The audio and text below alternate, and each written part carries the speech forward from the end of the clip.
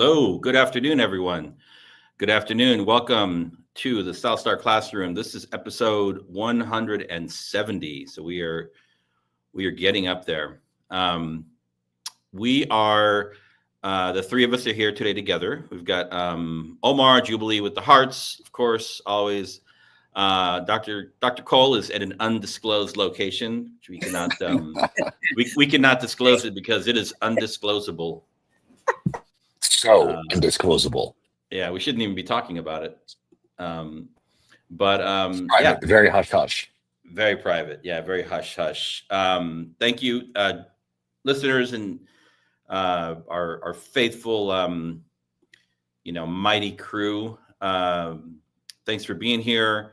I definitely want to make sure that we are interacting with you in the chat. We've got some interesting content today. Very timely. We're going to be talking about we'll just go ahead and drop the banner here. We are going to be talking today about community and classrooms after the LA wildfires. And I think after is kind of probably not even an appropriate, way to phrase it because they're still happening.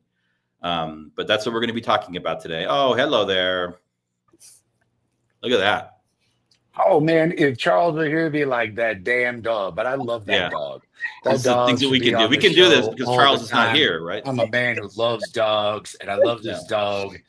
It's a badass dog. Look how cute that dog is. I mean, if this dog could speak, it would be saying something to the tune of, "I want my check-in. I want my wellness check-in." This part, yes. Yeah. So let's do it. Jubilee, we will start with you. How are you doing today? How's your weekend? I'm doing great. I'm prayerful and sad about all the many things that are going on in this world today, including today's topic. But today was a good day. I spent my day around principals, which are some of my favorite people, just learning and growing and coaching them. So I had a pretty good day. And after this, I'm gonna go make some Asian slaw with some grilled salmon, and I'm gonna make some pasta and stuff for my sons. I'm gonna be chef after this, so I'm good. That sounds great. Yeah. Awesome. Yeah. All right. Sounds What lovely. time should we come over? Yeah. I mean, given the time difference, you might miss it, but we can schedule it and we can work this out. Oh, over the break, by the way, there you go. I baked 4 cakes. Ooh, 4. I'm getting pretty good. I got my recipe, so let me know if you ship one. What kind of cakes you cooking up? So I made a double, like a chocolate cake. It's like chocolate fudge and chocolate on top of chocolate. It's like death by chocolate, like that they serve at restaurants. Or life by chocolate. Yeah, indeed. Really good. I put some semi-sweet chocolate chips on the top. I mean, it was great. It was no reason for that cake to be that good, but it was good. Yeah. Sounds fantastic. All right. Omar, how are you doing, friend? All right, man. Like it's sunny and beautiful and cold in El Paso. We got like some cold fronts coming in, but nothing like what's going on in the rest of Texas because we're so far out west. Things just happen really differently out here than they do in the rest of Texas. But I mean, I'm grateful, dude. There's like snowstorms in Dallas. Denver's like blanketed with snow. California's on fire, like topic of today's show. And I'm just, my deepest heartfelt sympathies go out to everyone going on out there. Like I personally know folks that have been affected, not just had to evacuate their homes, but someone lost their home. I mean, I just can't even imagine the torment of having to sit there and wonder about how do I figure this situation out. And just you don't even think about some of the priceless items in your home as keepsakes, mementos, heirlooms, things that you may take, I don't want to say take for granted, but don't think about so much. And you're like, oh my God, like this thing, like I treasured so much is gone. So man, my heart is just kind of crushed and sad about it all.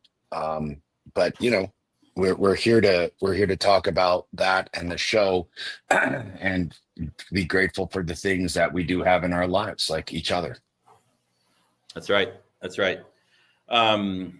So thank you both for the check-in and we are good down here. We are still. I was going to send you a map, but we've been on and off with these winds that are impacting the LA area.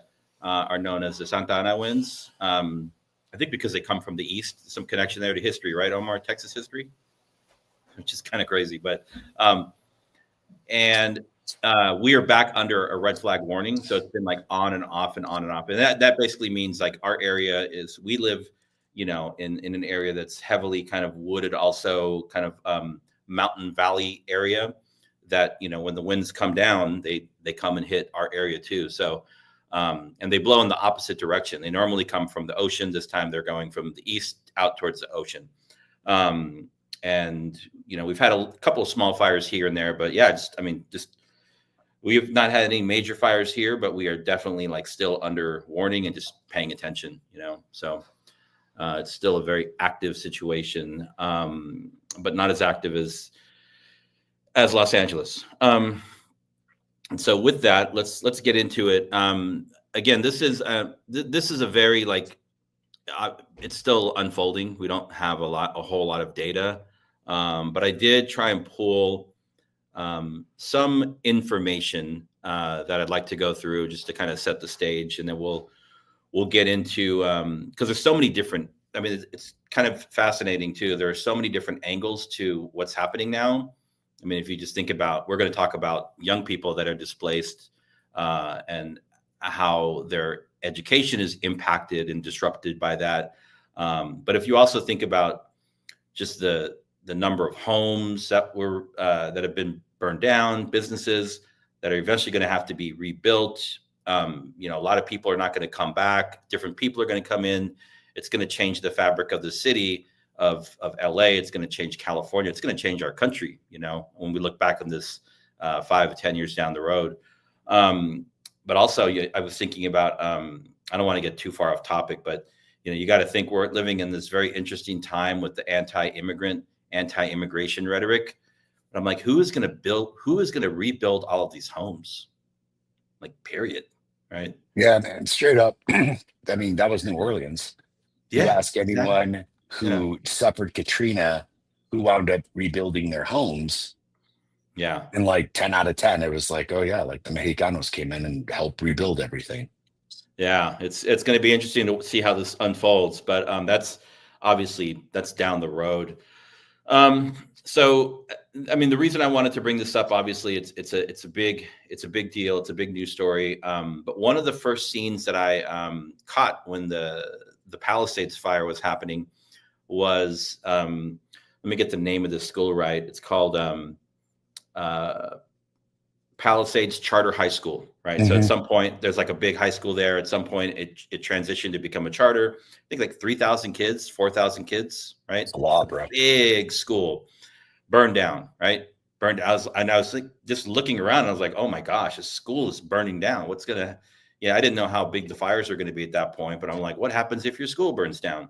And then it just got worse and worse and worse and worse. So it's still happening right now.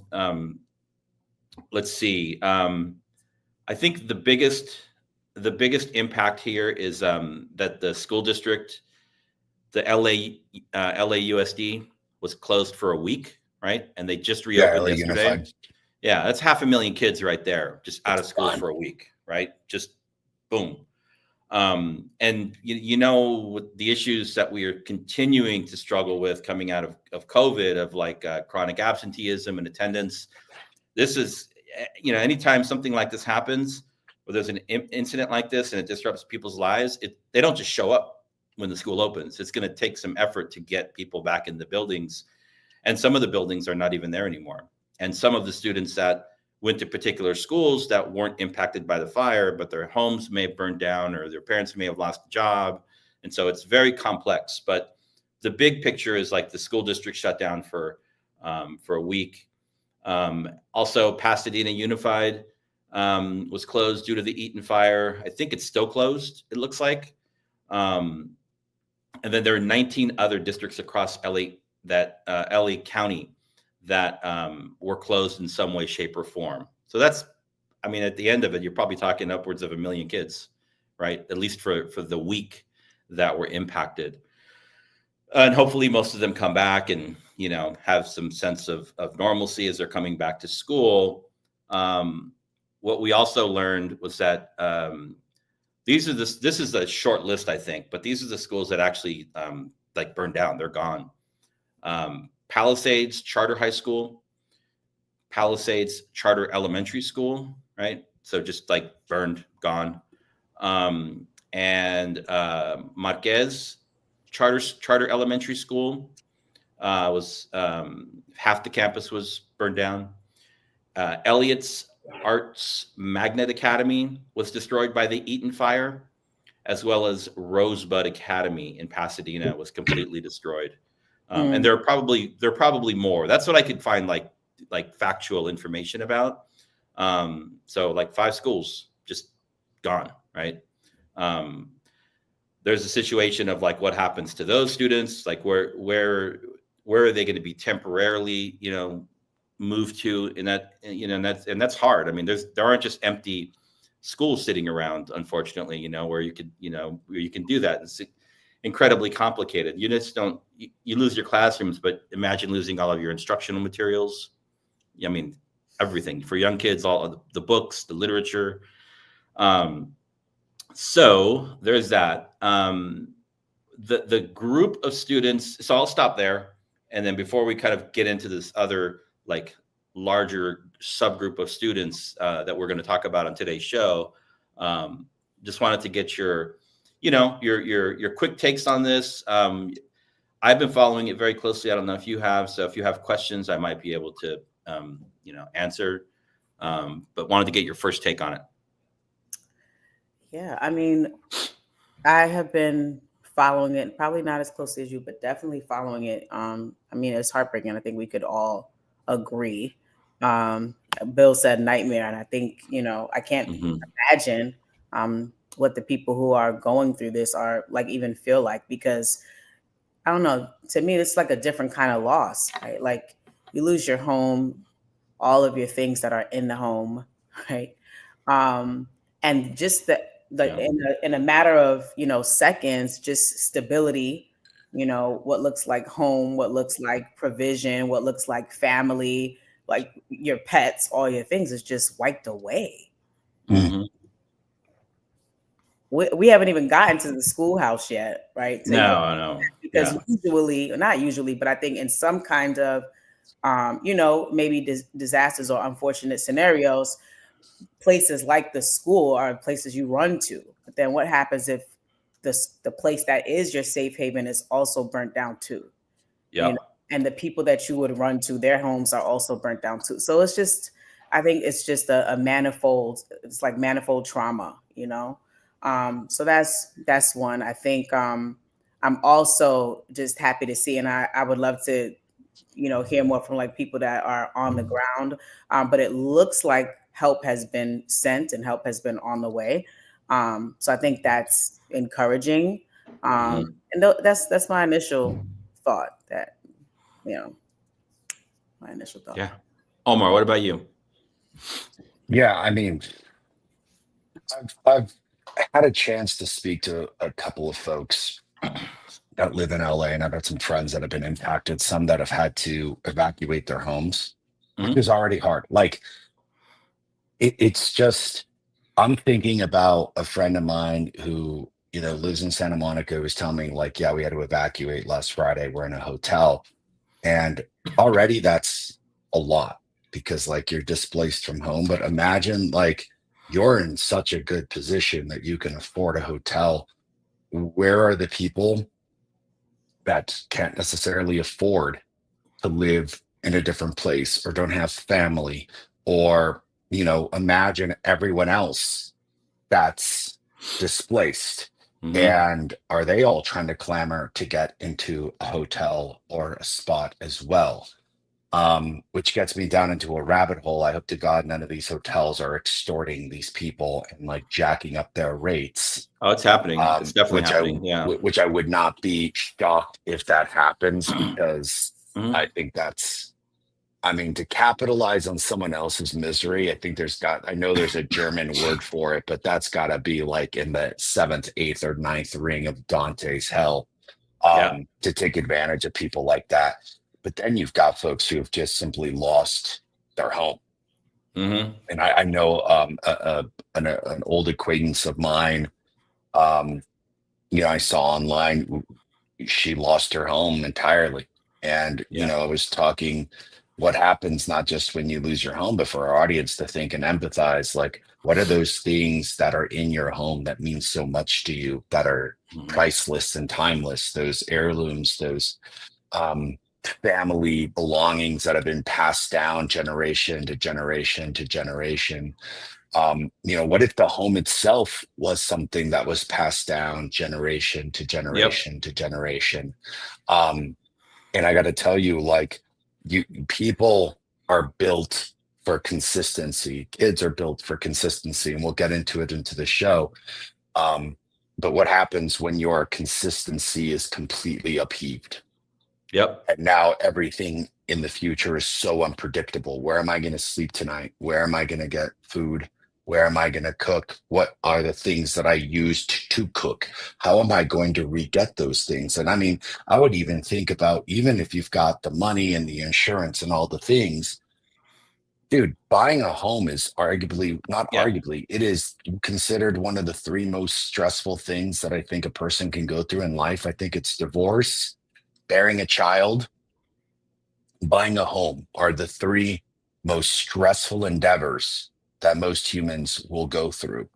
And to Yeah. have to go through the process of not only losing a home, but then trying to find another home. And then in this market in California, and No, trying to it's find a crazy. place. I mean, I can't imagine if there's just going to be a great displacement. Like, are these people going to move to Texas, to Utah, to Idaho, because home prices in California are so high that even the Yep. insurance money for what they get is not going to be able to get them Yep. by. So, I think my head really twirls into what people must be going through and must be feeling, and it is, It's mind-boggling. it's so difficult to stomach and so difficult to process that when I start doing it, man, like, start breaking down. Yep. It is so hard to Yep. imagine what they're going through.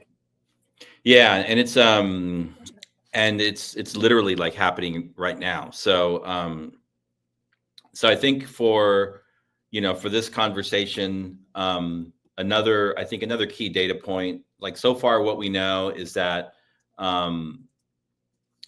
there were somewhere in the area of like 12 to like 13,000 homes across these fires have been destroyed. So that you think it's like 12 to 13,000 households, right? Some don't have kids, some have multiple kids. So you can start to do the math there. And you've all like worked in school systems as educators, as leaders. Jubilee as a parent. Even if you are, there's no crisis, there's no fire, there's no displacement. People just move, right? And I think Omar, your schools might have a high rate of movement. But like, even for a school to enroll a student in the middle of the year, like one student, engage with one family, do it in a way that's not like too fast, that's not too slow. And then how do you incorporate one student into the culture of, if it's a middle or high school, 6 classrooms, 6 different teachers, right? 6 different environments. How do you do that in a way that's like thoughtful, respectful, empathetic, all of those things on a good day? That's hard on a good day. You also have to give teachers notice, right? You don't just, like, a new student just doesn't pop into school and say, hey, here's the new student, right? You want to give teachers time to like plan it out, et cetera, et cetera. Find out if the student might have, specific needs. It's so complex for one student in the middle of the year. But now we're talking about thousands of kids that are just like literally enrolling in school districts now, not just in the LA area, but I think, to your point, Omar, across the country, right? Mm-hmm. People are just like moving. And Yeah. so with that, I wanted to hear about, like, let's talk about those students, the ones that are, not waiting to go back to their same school, but the ones that have, like, lost a home, lost a school, and they're, like, restarting over. Talk about, like, what is the average mid-year transfer look like, and how is this, different given the tragedy that these young people have gone through? Yeah, I mean, it's a great question because, I've never experienced this, but when I think about your question, I think about us relocating, to this region in April of 2022, Mhm. and my sons needing to one enroll in sixth grade and one to enroll in seventh grade in a brand new school, and I hated every moment of it. It was Mhm. so hard to navigate the system, just like no crisis. We weren't running from anything, just relocating. Everything worked out, and it just so happened to be in April, and it's like it's time. Couldn't wait till the end of the school year, and I hated every moment of it. I didn't know who to contact, who to speak to. There was no sort of, in New York, we have like parent engagement coordinators or liaisons, advocates, things like that. So it's like everything that I know now, it's like I had to crawl up to learn, and to figure out. And right. And now I work for the Mhm. system. So I have more like intel, right? Because I'm an insider now. But as an outsider, just with putting two kids in a district brand new, terrible. Right. And so it makes me think about just the importance of advocacy, um, Mhm. to like make it clear, reach out to this person or meet this person here, or however they're going to formulate a structure or a system for communication with all of these displaced families, and help them be routed and connected, because that connection is so important. But if there isn't a system around it, or the districts don't have those kinds of things in place, then you really are just like in a tailspin trying to figure out life. And that's compiled on top of a bunch of crap that has just happened to you that's almost insurmountable. So I think that's what it makes me think of, right? Like I cannot relate, I have huge amounts of empathy. But I do know in those situations when you're dealing with crisis, when you're dealing with trauma, you need people that have huge amounts of empathy, and then Mhm. some kind of system that's connected to the resources along with advocacy, right? Someone to liaise to get people to the resources. Like take the work Yeah. away. Like we don't even know if you're sleeping through the night. We don't know where you're sleeping. Like Mm. Omar said, we're gonna take the work away, and we're not gonna make an already difficult situation more difficult because we don't know how to stand in the gap. And then lastly, I'll say, like, once you get into the buildings, right, here we go. We need more. We need that empathy to keep on rolling.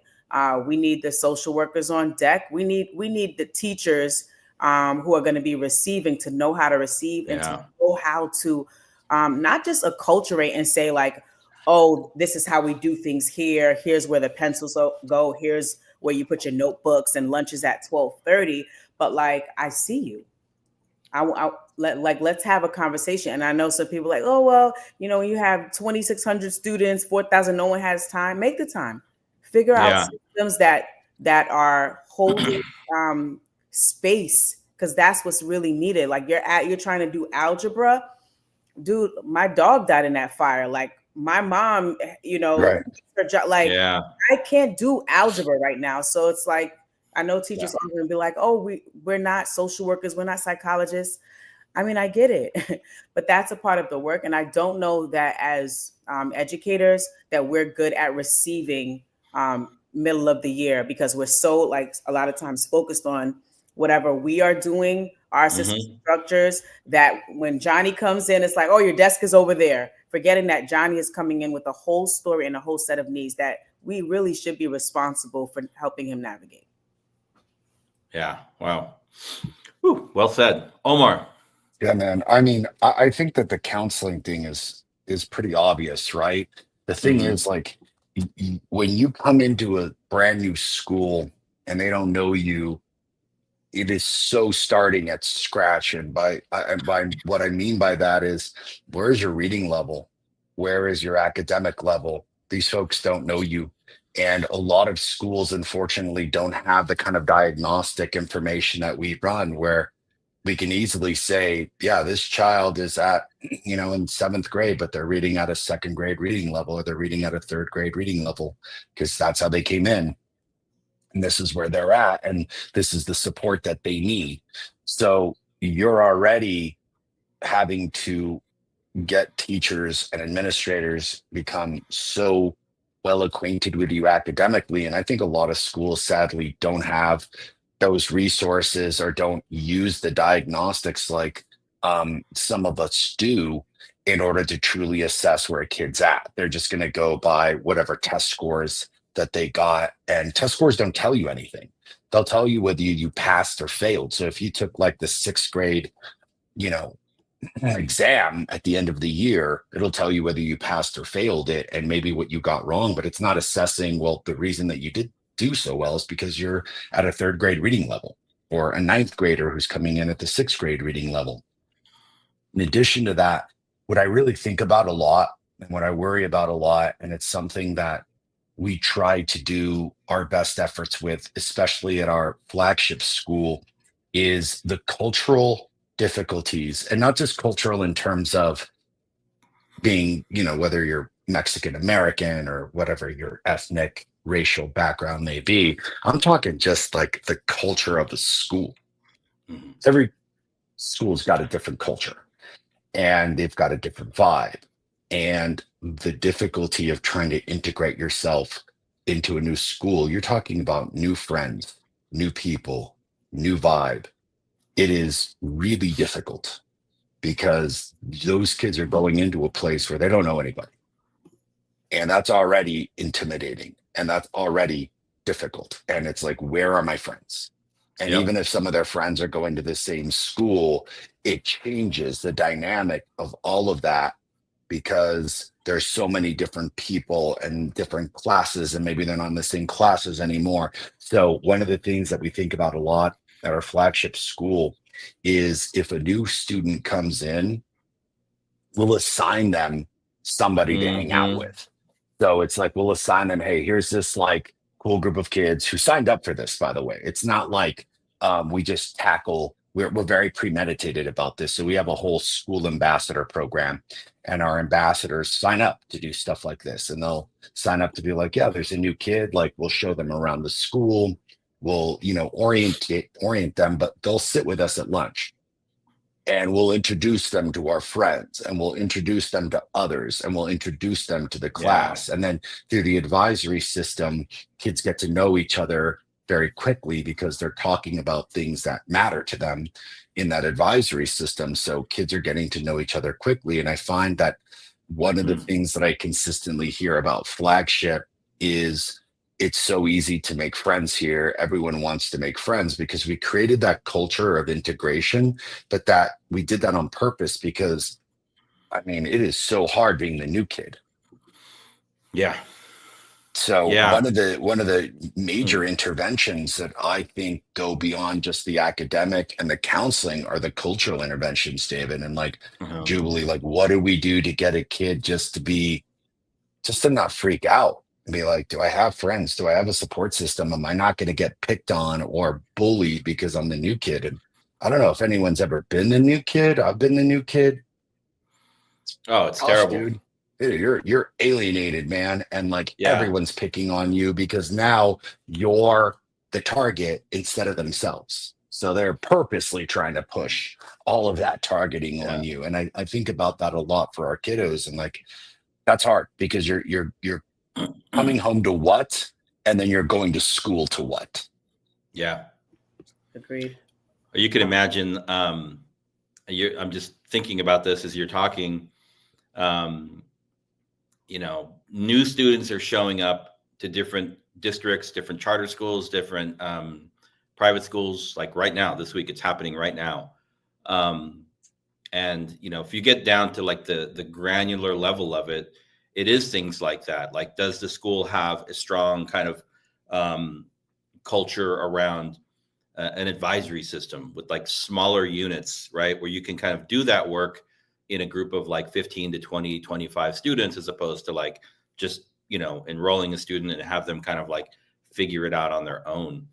And then, just as you were talking, I'm thinking, okay, so now I've been displaced. I'm in a totally different city, right? Living in a totally different environment. Who knows what's happening with mom and dad's work or parents' work, whatever. All that stress.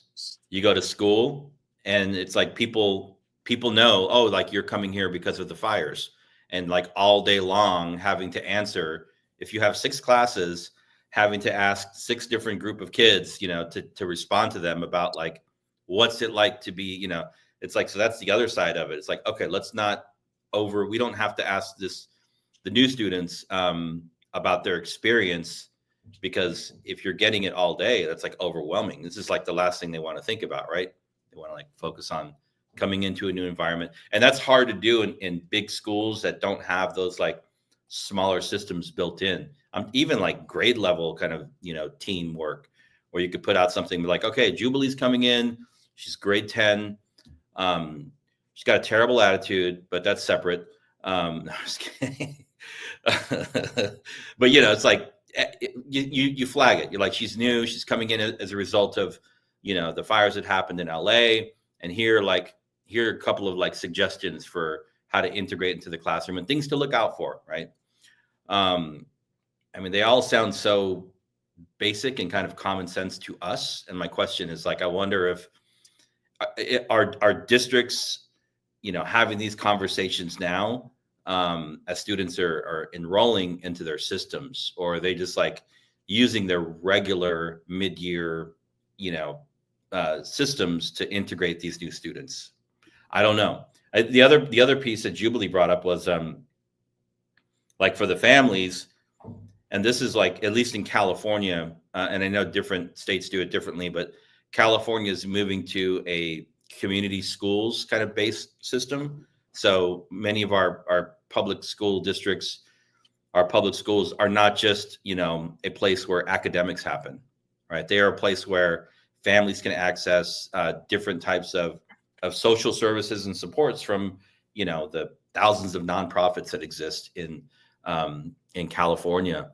And so I'm wondering about the role that nonprofits play in this situation, where like, okay, we got you into a new school.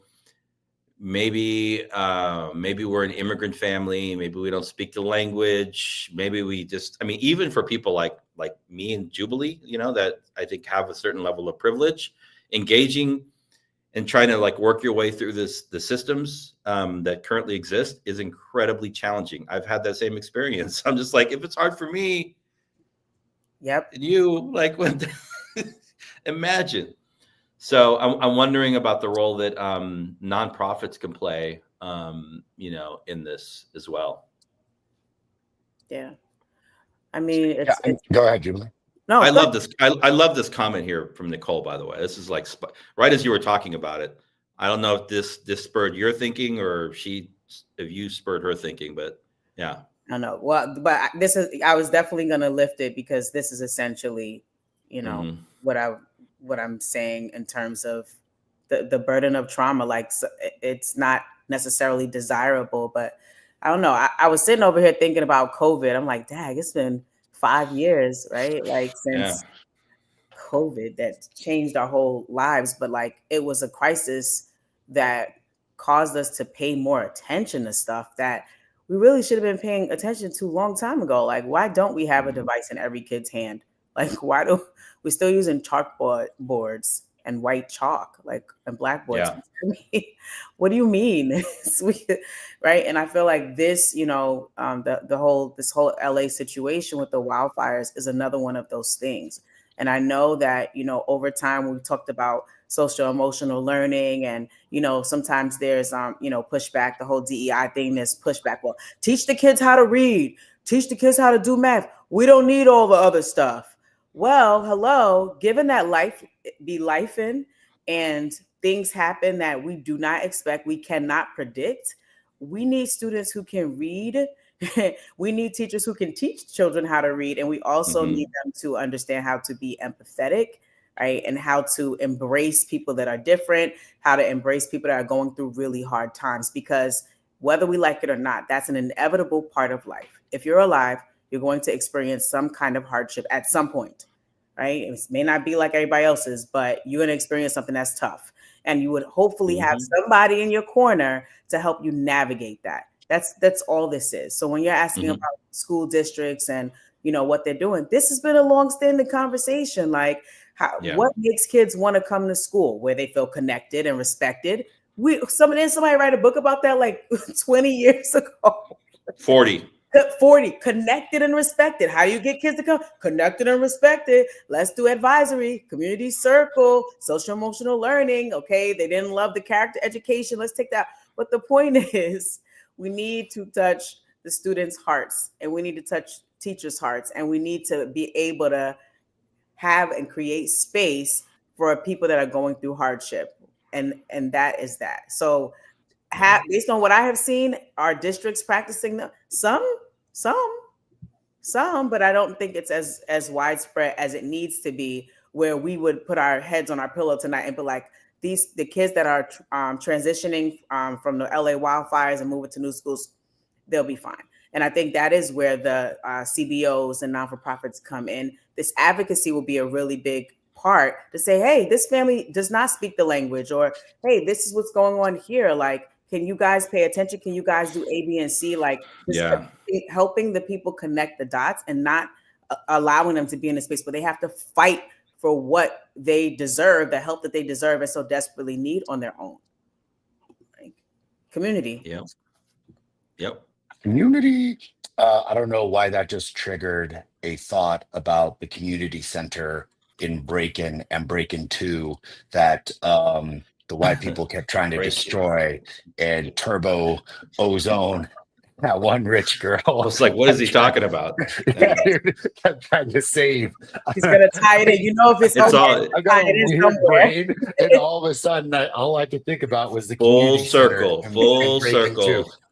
But in that respect, and a weird connection to bring in Breakin' 2, where does the community and the community centers really chip in? So it's not just the nonprofits, but it's really about how the overarching community, I think my hope is one of like a highly empathetic nature and saying, oh my God, like this is happening. How are we not only pooling our resources together for clothing and for food and for supplies, even just amongst the community? Forget about the nonprofits. I'm talking about just people that live in these neighborhoods that are coming together for these folks. It brings up a question. Maybe one of you all have the answer. Is FEMA getting involved? I know the Red Cross is involved already. Is FEMA involved at all? I haven't seen it. I saw Salvation Army, Red Cross. Great question. I don't know. It's like, this is such a disaster of epic proportion. You're talking about, I was reading online, just the square footage of, or the square mileage of the area damage. You're talking about over 50 square miles. And they were comparing it to basically saying like the amount of area that's damaged is larger than Manhattan. Yeah. It's larger than the city of San Francisco. Like LA's huge. And, anecdotally, I lived in LA and I can tell you, like, it is massive. It is sprawling. Like it takes you, depending on what part of town you live in. Like if you live in Santa Monica and you're trying to get to East LA under good conditions, that's at least an hour and 15 minutes. Yeah. In LA traffic, God knows how long, but you're talking that's a large expanse of land that you are working with here. So in my mind, a lot of things go through my head. And if that is that catastrophic, I really am wondering where FEMA is. And I got to ask, like, granted, the inauguration of President Trump is, I always forget, I think it's like January 21st, 20th. Yeah. So Biden is still president. Like, is the White House and no one bringing like that kind of federal attention and federal aid to this area, because that's a Yeah. weird thing that we're questioning instead of being resolute about, oh yeah, like I know Duke Gavin Newsom has been left and right there, and whatever anyone thinks about Gavin Newsom, and I'm not trying to start a political war here, but I can tell you the governor of California is front and center in this situation, and I'm kind of wondering Yeah. where's the White House on this. And you know, the reason why I bring it up is like, dude, that kind of national attention helps, dude. It helps to get other people in other places around the country to contribute, to chip in, and it also makes kids and people feel like they're being seen and heard. So kind of going back Yeah. to what Jubilee was saying about, you know, what was it? Connected and respected. That's Yeah. that's a great, yeah. I mean, it's They're so respected. tantamount. Like, damn, dude, it's so well put. But like Yeah. parents right now need to feel connected and respected and Indeed. feel like that this country is going to help them out and look after them. Because man, if David was on the, I mean, David, if Dr. Cole was on the show, he'd be like, man, you know, we're out here on our own. Ain't no one gonna help out shit. And I don't disagree with that sentiment at all. I think I'm just such a hopeless optimist that people would kick in. But I gotta, you know, if I made that comment right now, I know Dr. Cole would be like, man, we haven't heard shit from the White House. They haven't done a goddamn thing to help out with this shit. People lost their homes, people starving, and They I just don't know, dying out here in Biden the already eating his ice cream, and Kamala getting cursed out by Obama. You know, Biden was actually he was here a couple of days ago, but I don't think he made like a big speech. His Air Force One was on the tarmac at a local, military base, but you know he didn't do the when the I mean, I think good opportunity for Trump to come out, you know, and make a statement about how his administration will continue to help. So going back to your, we are an education podcast, and we also like numbers. So these fires have burned to date. They're still burning 62 square miles. Lord. 40,000 acres. 62 now. Oh my God. 40,000 acres. So for comparison, 62 square miles of land has been burned. The size of San Francisco is 49 square miles. Yeah. Washington, D.C., both of you are familiar with the city, 68 square miles. So pretty much the equivalent of like D.C. Wow. Yeah. Miami is 56 square miles, right? But wow. There's another, like, there is another thing to this. And I didn't want to, I mean, for another show, but to think about like what is actually happening in California. Is it land management? Is it climate change? Is it a combination? Because we've had fires historically in California. In 2018, we had a fire in Northern California called the Camp Fire that burned 240 square miles. Jesus. Right? Wow. Yep. And so that. The footprint of that fire was approximately 4 times the area of this recent fire, right? In 2017, we had the Tubbs fire. It's about 57 square miles. And then the Dixie fire in 2021 burned 1,500 square miles. So, fires are definitely a thing. Fires are part of like the cycle of nature, right? But I think there is, we're still collecting evidence as to like how these fires got started and like, how land is managed and, maintained and all those things. But those are some pretty big numbers. Yeah. I really was thinking about like how long it would take to even rebuild all of that. That's like massive. Yeah, it's going to take a long time. Yeah. So, and I wonder if the question is like, do you? Like, yeah, this is like, and look, this is such a I want to preface this with a very difficult and like cold reality, right? Which is, I don't live in the Palisades, so that is someone's home. That is what they call their place. That is what they're familiar with. and to be removed from a place is so traumatic that you want to go back and you want to try to rebuild. Mhm. The question that I have, and it's a difficult question, and I don't want to take away the emotionality out of it, is that the right choice? And what I mean by that is, if there is constant worry about fire and torment and natural disasters, and that's just an area that kind of consistently gets bombarded, is there a way to rebuild in which you can fireproof everything? Or is Mm. there a mechanism by which you have to ask yourself, is this the right decision? Or should we rebuild this community elsewhere in a place that may not be so susceptible to natural disasters and difficulties?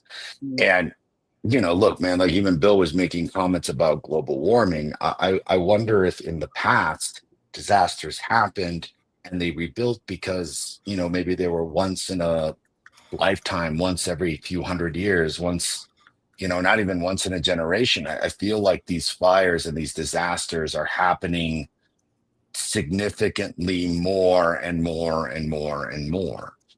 And, like, this is so tangential, but like, there's a lot of like interesting real estate speculation going on of people like buying homes in like Minnesota and like along the Canadian border, because as global warming perks up, they're like, Mhm. well, those areas are going to be fine because of the climate situation there. And that's it's a funny interlude on a very serious note to wonder about what are the conditions in California that are predicating this situation. And like Bill brings up a really good point, and you did, David, earlier. Like, yeah, we're definitely talking about kids being displaced and what should schools do in order to work with displaced kids. But it's also like a big question for generation, I Yeah. suppose, X, Y, alpha, and beta, about what are we doing environmentally to either protect ourselves from these scenarios or to try to fix these scenarios. I don't know, man. I keep hearing that Elon Musk got some like CO2 machine that it can like suck up all this stuff. And I'm like, man, Elon Musk ain't got shit. Like, look, like, I'm really thinking Elon Musk gonna come out, him and Joe Rogan gonna come and save the world. And I'm like, man, listen, man. Joe Rogan ain't out here thinking he's going to come save the world, but Elon Musk somehow or another thinks he's going to invent some contraption. I'm like, he ain't going to invent shit. He ain't shit. Like, No. Dr. Cole would be like, man, we can't rely on people like that to come save us. We gotta rely on these kids to come out and figure out the solutions for us. Next And generation. I don't have a solution, but it worries me Yeah. immensely to think about the kind of just the pattern that I see happening across the country and across the world. And, rebuild, and all of a sudden this happens again next year. Like, it's Yeah. killing me. Yep. Yeah. And I'm over here thinking about the whole insurance piece. Oh, I just think that these kinds of scenarios widen this gap between the haves and the have-nots too, right? mhm. And if it's not about money, then it's about your level of education, right? Your intellectual prowess. Like, there's always something that, like, if you can advocate for it, or if you know somebody that knows somebody, a guy that knows a guy, or if you can pay somebody, then you're good to go. But if you're Mhm. not in any of those categories, if you're not in the upper echelon, then perhaps you're going to get the short end of the stick, because you're not able to advocate for yourself, or you don't know anybody who will do so for you. So it Yeah. just makes me think about those that are, were probably already less fortunate, and this has happened to them, or have some level of something that could be considered a disadvantage, whether it's a language barrier or a income barrier or whatever it is, and like what this looks like, for them. And then it also has me thinking about when these families are relocating and when they are going to new schools and new communities, how are those communities getting the resources to provide the support these families need? Because it's Yeah. like, where's Yeah. this pipeline of like income and resources? Like, sometimes that flow doesn't happen the way it should. Like, it's it's stopped up and Yeah. over here. Somebody didn't sign the paperwork over here. And so, that's a different boundary. That's a different district. We can't apply funds to all of that stuff. Yeah. Is what my brain is. That's a very good. Make sure that they get what they need. That's a great point. So, the districts, maybe in a perfect world, districts that are receiving large numbers of new students potentially could apply for like particular grants or something like that to kind of beef up their support systems. But the other thing I'm thinking about is like I don't think we have we kind of do in California, where like if you're within California, we have a statewide data system. So if Jubilee leaves her school and she ends up at Omar School in a different city district in California, you can look into a system and access like records and things like that, right? It's a statewide longitudinal data system. So we're not carrying packets of information around anymore, like folders of report cards and these things, right? I don't know what that looks like in other states, but I'm just saying like in California, we do have a system that generally works. But what if I'm going to Idaho, or what if I'm going to Texas? Like, are our state data systems talking to each other? So if I have an IEP, if I have an individualized education plan, and I show up to Omar School with no paperwork, how long is it? And if I can't speak the language and I don't know how to answer the right questions, it could take 6 months before they discover that, David Castillo has an IEP, right? And that whole time was like lost opportunity for learning and services and accommodation. So this whole thing opens up a whole kind of can of worms around how well not just our local systems, but also like state to state are set up to respond. Yeah. And does the money follow the kid? Right? Like that's a whole other thing. Yeah. You know what I'm saying? Like how long? I'm just saying like how long to discover this kid's in a totally different place. Yeah. Meanwhile, Palisades Charter School getting all the checks for kids who aren't even attending that school. More, right? Yeah, man, that's a really good point. To Nicole really quickly, I have to ask, she made a comment about she was asking about periodic cleansing. I need to ask for some context here because I certainly wasn't making a Moses reference or Noah reference that yes, the world needs cleansing sometimes. I wasn't making that reference at all. Oh my gosh, I'm a little bit more on, and regardless of religion, the historical Jesus aspect of loving everybody versus cleansing everybody. That's a little bit more of my philosophy. I was talking about historic disasters. Yeah. Oh, yeah. I think what I'm saying, Nicole, is that historically, these kinds of disasters have not happened with the frequency that they're happening now. And that's what's worrying me, is that the frequency of the hurricanes, the intensity of the hurricanes, the frequency of the fires, the intensity of the fires. And look, any person with a laptop is going to be like, Omar, what about the great earthquake of 1980 something or the great fire of Chicago? And I'm like, yeah, you're talking about one isolated incident to try to make a point. That's dumb as fuck. What I'm trying to say is you start looking at the frequency and you start calculating how often have these fires occurred in the last 10 years as opposed to the last 100 years. How often have these hurricanes happened in the last 10 years as opposed to the last 100 years? And I'm saying that there is a very obvious level of frequency that's happening. And look, I'm clearly no expert and no climate expert, but I'd love to hear from a climate expert to be like, what the hell is going on? Because this is happening with such incredible frequency that I feel like we could be doing something, not just in terms of the climate, but look, dude, after the Great Quake in San Francisco, all those buildings being built in San Francisco are essentially, quote, earthquake proof, right? They're built with certain beams and steel that reverberate so that it doesn't crumble underneath itself. Yeah. And absolutely. God knows if there are things that are just like completely fireproof. But I'm wondering if that's going to have to be a situation to be, thought of. And I'm not necessarily saying we go Yeah. medieval and start putting moats around our schools and shit, and walls around our schools and shit, like it's, yeah, like it's an ancient I Italian mean, some of them town already like look like Lucca. prisons, but yeah. Shit, my high school looked like a prison. Shit, the person who designed prisons designed my high school in El Paso. Man, everyone talks Yeah. about that. Yeah, Crazy. my middle Place school looks looks like like a a prison. prison. You still drive by it and like, what Felt is like that? a prison. Shit, I my did middle 3 school felt like I a did fucking 3 prison. years there, man. 3 years of hard time. That is hard time. Trust me, man. My best friend God. Richard Desar and I, all we do is talk about how Yeah. shitty Moorhead Junior High was and how terrible middle school was.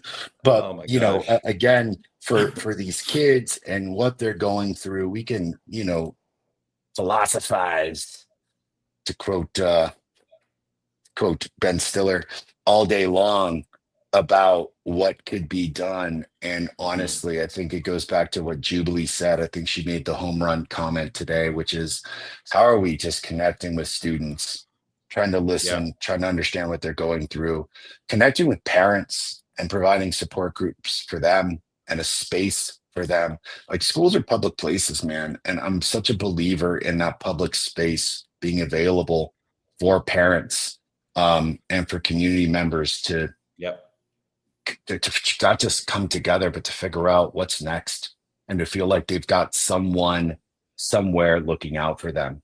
And you're right. I hope the community comes together, but I hope that there is time and space for this community to find what they're going to do next, because I would hate to be in that situation altogether, So, And as so a you kind of kid, cut you kind of cut to the chase. The closing thoughts were going to be like your, 2 or 3 recommendations for like school systems to like incorporate like right now. And you kind of got there. I don't know if you want to leave it there, if you want to like double down on, or, kind of reiterate what you said. yeah, no, I think I'll just quickly say that because schools are public places, I feel like they should be a resource for the community to come together.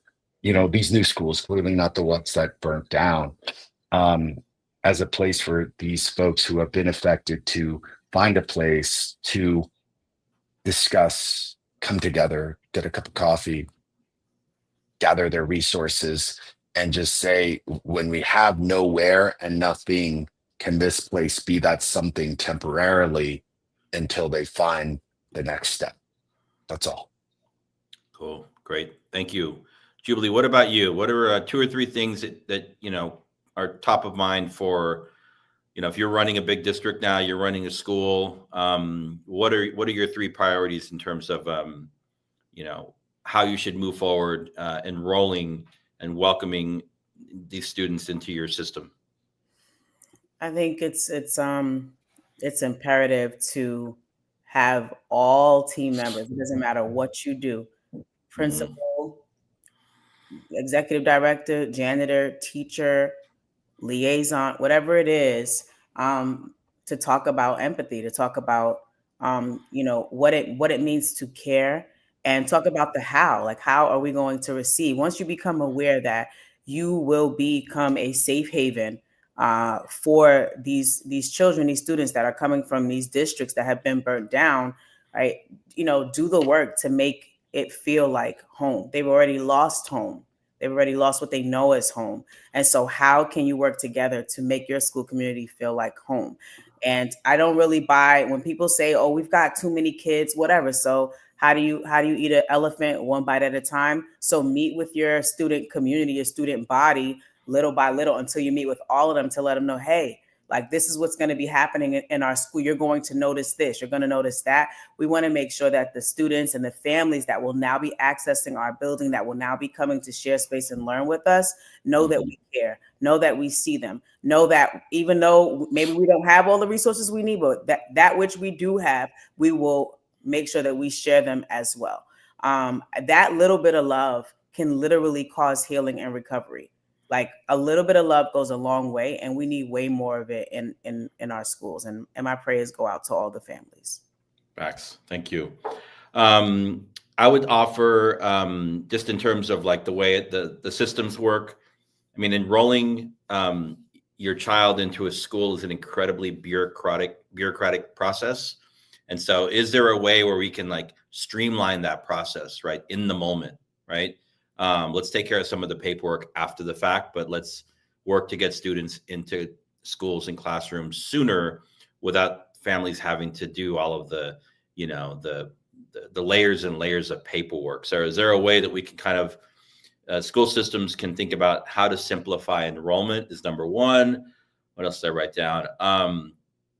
I think obviously for staff, and this is something that's happened coming out of COVID, is making sure that staff are, you know, not every teacher is a counselor, but like you can provide like trauma-informed professional development for best practices for your staff, and not just teachers, like you said, Jubilee, everybody, right? Every single staff that works there that engages with young people, I think is really important. And then Omar, I said this earlier, it's kind of like to us, it's a no-brainer, but like if you're in the school system and you've got, you know, 20 new kids show up, you know, figure out how to set up some kind of buddy system, right? To foster that connection, right? To make sure that the student has like a, you know, connection, a lifeline for those first couple of weeks, right? To introduce them to other students so they can start to form new social bonds, because there's nothing worse than entering into a new school environment, you know, after having suffered through this trauma, and feeling isolated. So I think, you know, that was a great suggestion, Omar. I think lastly, I would say, you know, and we tend to be pretty hardcore in academics here on the show, but like offer some kind of, not just academic flexibility, knowing that students might not be quite ready to like jump into, you know, whatever, you know, content or wherever you're at, because they're in a different system and these things do not align. So, you know, you might be a sixth grader that was doing at this time of the year, maybe, I don't know, PEMDAS or whatever, but your new school is already onto exponents and they're going really fast, or they're touching up on some early algebra, you know, understand what the students need, but also be able to offer like additional, not just counseling support, but like academic support and tutoring as students are making those adjustments. So, yeah, and I think just, you know, being understanding, right? Really exercising that empathy muscle, I think is going to go a long way, as Jubilee said. So I've got one more thing. Yeah, let's hear it. The McKinney Homeless Assistant Act. That's what I meant to say, right? Yep. And districts understanding, you know, how that works. Mhm. It was reauthorized in 2015, right? And it's just ensuring that children and youth who are experiencing homelessness can enroll and attend schools without barriers. And that also creates space for them to not need the paperwork that you were referring to. So really, they shouldn't even be asking for that. You come to the doors of the school and you need to be enrolled, then you have a right under the McKinney-Vento Act to be enrolled in that school, even if you don't have your birth certificate, all the other paperwork that schools require. They got to accept you. So that's right. That's federal too. So yeah, thanks for bringing that up. Mm-hmm. All right. Well, we're at time. Thank you so much for the conversation today, and for kind of jumping into, you know, this timely topic. And, you know, we obviously covered a lot of information, but, you know, hopefully we offered some solutions for people out there. So thank you for tuning in. For Dr. Cole, who's not here, David Castillo, Jubilee Ransom, Omar Yanar. Thanks, everyone. We'll see you next week. Peace. Today's episode of BS3 Network is brought to you by McDonald's. McDonald's is going to McDonald's and creating a universe for longtime fans of both McDonald's and anime. I love sauce on my McNuggets and can't wait to try the savory chili McDonald's sauce. It's savory, chili, and bold. For decades, across various episodes and genres, McDonald's has shown up in the anime world and most commonly called McDonald's. McDonald's will be bringing the McDonald's world to life with episodic shorts and manga comics. For a limited time, anime fans will have the opportunity to experience their favorite fictional restaurant. You have until March 25th to try the new savory chili McDonald's sauce with your 10-piece chicken nuggets.